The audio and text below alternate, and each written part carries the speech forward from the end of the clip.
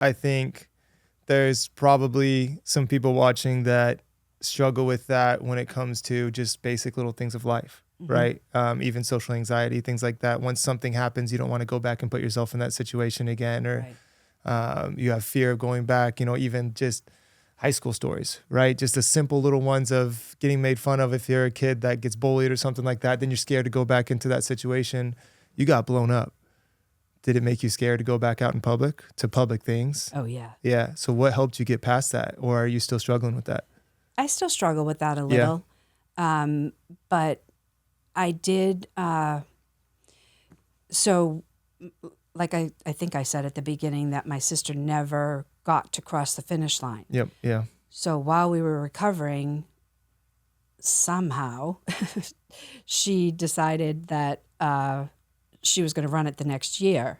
And when she first said that, I was like, why? Yeah. Like, no. Yeah. Not traumatizing at all. Yeah. But it was like, I didn't want to have anything to do with it. But at the same time, it wasn't going to get the best of me. Yeah. Kind of thing. Yep. I couldn't let it have that power over me. Yeah, I agree. So actually, early on, when I had first gone back to work, there's this guy that I met, Robert Fogarty, and his charity is Dear World. It's called Dear World. And he would go, I hope I'm explaining it right. He would go into businesses like big corporations and stuff and do these talks with the employees. And what he found was empowering was if they wrote on their limb, anywhere where they wanted to, if they just, what words would they, like what was resonating with them or something, Okay. So so I knew that he was going to be at the finish line photographing people. And my sister, everybody around me wanted me to go. I did end up going. But I thought at the beginning that we weren't. We were at the Boston Public Library, and I thought that we were staying in the library. Okay. And then when they were like, "Oh no, because it was wintertime," so they were like, "No, we're just here to warm up, and then we go to the finish line." Yeah. So at first, I was like, "Are you kidding? No, Yeah. no, I'm not going back there." Yeah, I could imagine. Yeah. But then they were doing it, and I wasn't alone. So it was like, had that support. Yeah. Once again. So I was like, if I'm ever going to do it, This is the I time. better do it now. Yeah. And it was one of the best things that I could have done. That's awesome. Because that finish line should be, a happy place for people. Yeah. Right? Yep. And the bombers took that away for a little while. Yes, ma'am. Yeah. And I felt like that needed to be reclaimed. Like I couldn't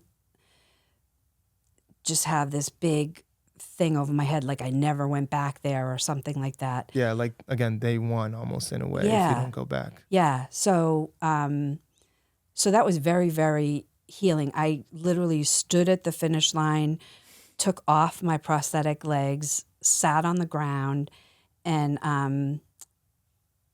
one time we wrote on my legs, and then one time we wrote on my arms, but I wrote "Still Standing."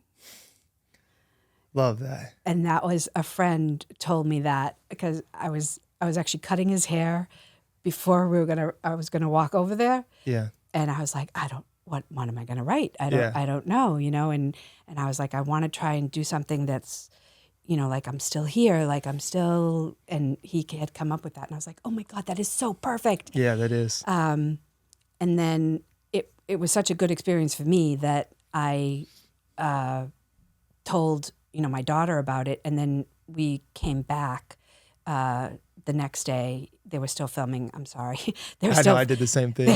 They were still filming and still doing the pictures. And for Sydney, that was huge for her because she was much more frightened than I was about going back to the finish line. Like I had worked in the city, so I don't know. It just was different. very different. But for all of us to go through that, when she did her pictures, we took some together. Like she was sitting in front of me, and mine, I wrote "Still Standing," and we wrote "Still Beautiful" on her leg. Cool. And we went, after everything wrapped, we went to dinner, all of us. And Robert, when we were walking back to the cars, you know, he said he was very, wanted to make sure that it was a positive experience for us, you know. And he said, like, how do you feel? Yeah. You know, and for me, what Sydney said was so great. Like she just kind of paused for a sec and she went, you know, I think I'll be able to sleep tonight. Wow. And just to hear that, I was like, Yeah, it gives me chills again. yeah.